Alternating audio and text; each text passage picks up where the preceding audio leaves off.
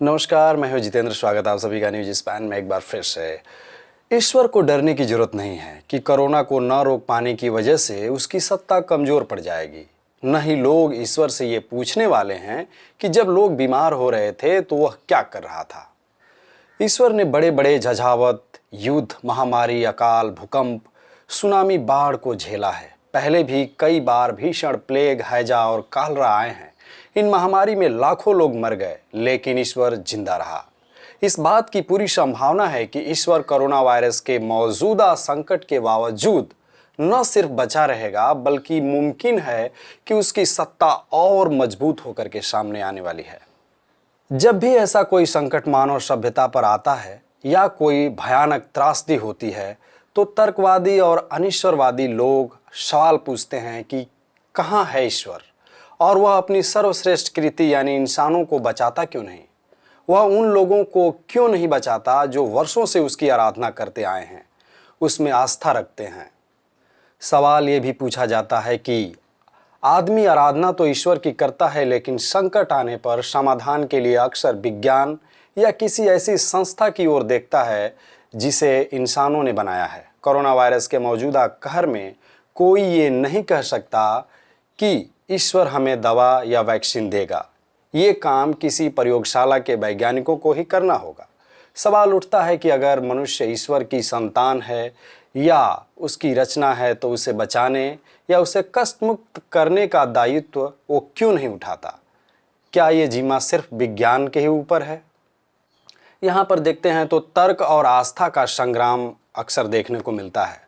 जब भी कोई नई दवा या वैक्सीन की खोज होती है या मानव जीवन को संकट में डालने वाली किसी व्याधि का समाधान निकलता है या कोई बांध बनता है जिससे बाढ़ रुक जाती है या कोई भूकंप रोधी तकनीकी विकसित होती है, तो तर्कवादियों को ऐसा लगता है कि विज्ञान ने एक और मोर्चा फतह कर लिया है और अब ईश्वर का मानव जीवन में हस्तक्षेप जो है वो कुछ घट जाएगा।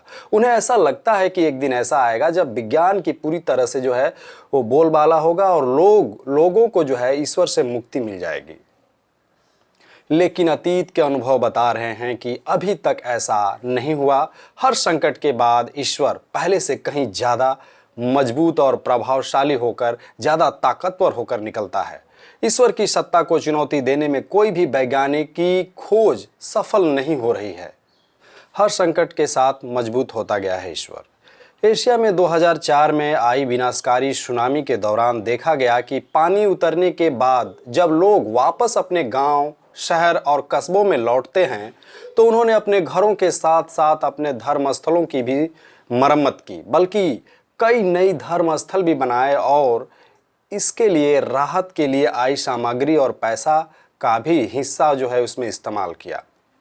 ऐसा नहीं हुआ कि सुनामी न रोक पाने से ईश्वर की अक्षमता की बात कहकर लोगों ने ईश्वर को अलविदा कह दिया हो या नकार दिया हो। ऐसा बिल्कुल भी नहीं हुआ। हो सकता है कि कोरोना वायरस का कहर जब थमे तो ऐसा ही हो, कुछ फिर से हो। मतलब ये कि ईश्वर को फिलहाल डरने की जरूरत नहीं है कि कोरोना को न रोक पाने से उसकी नाकामी की वजह से उसकी सत्ता कमजोर पड़ जाएगी। नहीं लोग ईश्वर से ये पूछने वाले हैं कि जब लोग बीमार हो रहे थे और मर रहे थे, तब उसने लोगों को क्यों नहीं बचाया। इसी बीच अगर हम देखें तो तकलीफ से ईश्वर का रिश्ता है। मानव सभ्यता के लिखित इतिहास को अगर देखें तो ऐसा लगता है कि मानवीय तकलीफ और ईश्वर की सत्ता के मजबूत होने के बीच सीधा संबंध है। सर्वाधिक धार्मिकता उन समुदायों में मिलेगी जहां जीवन सबसे कठिन और तकलीफ है, जहां गरीबी है, पिछड़ापन है, सबसे ज़्यादा भुखमरी है, अशिक्षा है। जो विकसित देश हैं, जो अमीर देश हैं, वहाँ धार्मिकता उतार पर है। यूरोप और अमेरिका में ये प्रवृत्ति देखी जा सकती है कि जहाँ चर्च में जाने वालों की भीड़ में तेजी से गिरावट आई है और लोगों ने ईश्वर का साथ छोड़ दिया है। अगर हम तर्क करने के लिहाज से मान लें कि ईश्वर है, तो हमें एक विरोधाभास नजर आता है। ईश्वर ने जिन लोगों को धन, धान्य, शिक्षा, समृद्धि, स्वास्थ्य सेवाएं, अच्छे घर दिए, वे लोग ईश्वर को भुला रहे हैं, जबकि जिनके जीवन में सिर्फ भूख, तकलीफ, गरीबी, बेरोजगारी, बीमारी आदि है, उन्होंने ईश्वर को सीने से मजबूती से चिपका रखा है, लगा रखा है। इसका मतलब ये है कि मानवीय तकलीफ से ईश्वर की सत्ता कमज़ोर नहीं होती बल्कि और मजबूत होती है। लेकिन अतीत के अनुभव बता रहे हैं कि अभी तक ऐसा कुछ नहीं हुआ।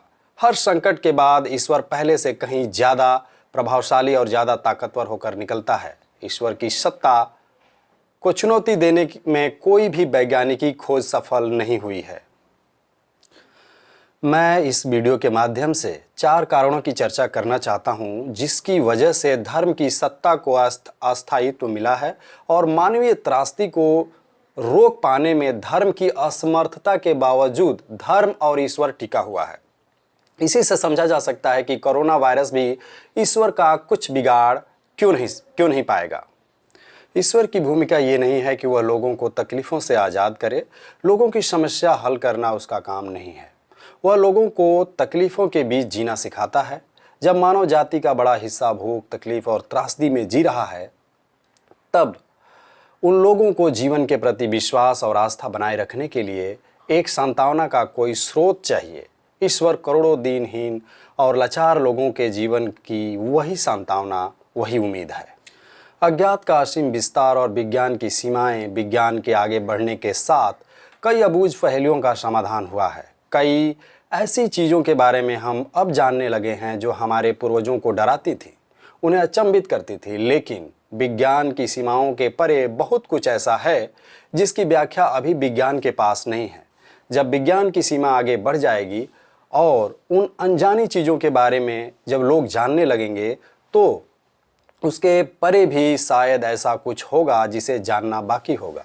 विज्ञान की व्याख्याओं से परे परा विज्ञान और ईश्वर की सत्ता है। चूंकि ऐसा बहुत कुछ है जिसे जानना अभी बाकी है, इसीलिए कहा जा सकता है कि ईश्वर की उम्र लंबी साबित होने वाली है। कोरोना वायरस के मौजूदा प्रकोप से ईश्वर की सत्ता मजबूत होकर उभर सकती है, क्योंकि विज्ञान इस प्रकोप के बारे में पहले से बताने में नाकाम साबित हुआ है। कहा जा सकता है कि ऐसी अनजानी और अनहोनी चीज़ें आगे भी होंगी जिसके बारे में विज्ञान को पता नहीं होगा। ईश्वर के लिए इससे अच्छी खबर और क्या हो सकती है। पाप और कर्मफल सिद्धांत, ये भी एक वजह है जिसकी वजह से ईश्वर टिका हुआ है। कोरोना या किसी भी तकलीफ की एक धार्मिक व्याख्या ये भी है कि दुनिया में पाप बढ़ गया था, इसलिए ईश्वर ने लोगों को सजा दे रहा है, या फिर ये पिछले जन्म के कर्मों का फल है। चूंकि ईश्वर ही तकलीफ दे रहा है, इसलिए उस तकलीफ से बचने के लिए ईश्वर से ही सिर्फ प्रार्थना की जा सकती है। उसे दोष नहीं दिया जा सकता कि वह तकलीफ का अंत क्यों नहीं कर रहा है। इन सब से परे व्यक्ति के जीवन में ईश्वर की एक सामाजिक भूमिका भी है, उसकी उपयोगिता भी है। धर्म समाज में अक्सर एक व्यवस्था देता है, जीने के तरीके को भी कई तरीकों से संचालित करता है। ऐसे ईश्वर के लिए दयालु और करुणाशील होना जरूरी नहीं है। ऐसा ईश्वर इसलिए नहीं मर जाएगा कि उसने किसी महामारी से लोगों को नहीं बचाया। बहुत शुक्रिया, देखते रहिए न्यूज स्पैन को, और वीडियो अच्छी लगी तो लाइक ज़रूर करिएगा। बाकी ये सारे काम आप ज़रूर कर दें। Thank you very much. देखते रहिए न्यूज स्पैन को।